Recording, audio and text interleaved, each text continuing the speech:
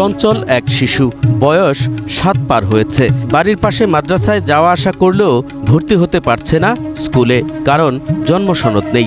আসলে তার জন্মসনদ হচ্ছে না, কারণ পিতার নাম নেই। থাকবে কি করে? তার মায়েরও জানা নেই জনকের নাম। দিন যাইতেছে আর বেকা দেবে, স্কুলেও তো ভর্তি করা পারতেছে, বাপের নাম লাগে অনেক কিছু। বেশ কয়েক বছর আগে জর্ডানে পাড়ি দিয়েছিলেন পারিবারিক সচ্ছলতার আশায়। দালালের প্রতিশ্রুতি অনুযায়ী ভাগ্যে জোটেনি কাজ। আরেক বাঙালি নারীর খপ্পরে পড়ে বাধ্য হয়েছিলেন যৌন ব্যবসায় জড়াতে। সেখানেই গর্ভধারণ করেন তিনি। ফলাফল জেল জীবন এবং দেশে ফেরা।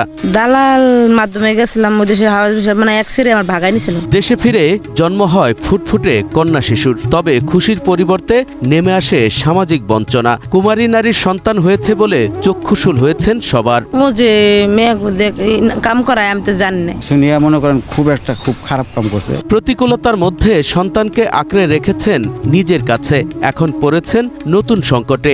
এদেশে জন্ম হলেও বঞ্চিত হচ্ছেন নাগরিক অধিকার থেকে। ওই ঠেলা দেয় আর একজন কেরানির কাছে, কেরানি ঠেলা দেয় চেয়ারম্যানের কাছে। ইউনিয়ন পরিষদের কর্মকর্তা জানান, পিতার জন্ম সনদ ছাড়া হচ্ছে না এই শিশুর জন্ম সনদ। পিতার পরিচয় নাই বলে কি রাষ্ট্রের কাছে কেউ না এই শিশু? জন্মসূত্রে এই বাচ্চাটা এখানে নাগরিকত্ব পাবে এবং সে তার জন্মসনদ যেটা এটা পাইতে এবং তার যে ন্যাশনাল আইডি কার্ড যেটা এটা সে পাবে। সদ্য সৌদি থেকে ফিরেছেন আরেকজন। একের পর এক চক্রের কবলে পড়ে নিজেকে বিক্রি করতে বাধ্য হয়েছেন বহুবার। সেখানেই গর্ভে আসে সন্তান। এমন করে পাইতাম যে বাচ্চাটা দিমু। দুঃখিনী এই নারীর জন্মের আগে মারা গেছে বাবা, অল্প বয়সে হারিয়েছেন স্বামীকে। এক ছেলে শ্বশুরবাড়ির লোকজনের কাছে। লালন পালনের সাধ্য না থাকায় বাধ্য হয়ে আরেক কন্যার জন্মের পরই দিয়েছেন অন্যের কোলে। বিদেশে গিয়ে নিজের আর্থিক অবস্থার কোনো পরিবর্তন করতে পারেননি, তাই গর্ভের এই সন্তানকে রাখতে চান না নিজের কাছে। আমার সিজারে খরচ টরচ দিব, আমি সিজার করে আমি বাচ্চা একবারে লিখে পুড়ে দিয়ে দেব।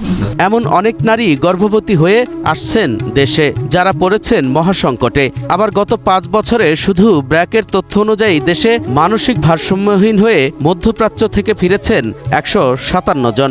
সচ্ছলতার আশায় যাদের বিদেশ পাঠানো হলো, তারা যখন মানসিক রোগী হয়ে ফিরছেন, তখন তারা হয়ে উঠেছেন পরিবারের বোঝা। আমি চিকিৎসা কিভাবে করুম, আমি দেনা শোধ করে কেমন করুম। মূলত প্রতিশ্রুতি অনুযায়ী কাজ না পাওয়া, আকামা সংকট, নির্যাতন এবং জেল জীবন থেকে তাদের এমন হাল হয়েছে। আর্থিক নিরাপত্তা এবং অন্যান্য নিরাপত্তা আরও হানি হয় এবং তারা মানসিকভাবে অনেক বেশি বিপর্যস্ত হয়ে পড়ে।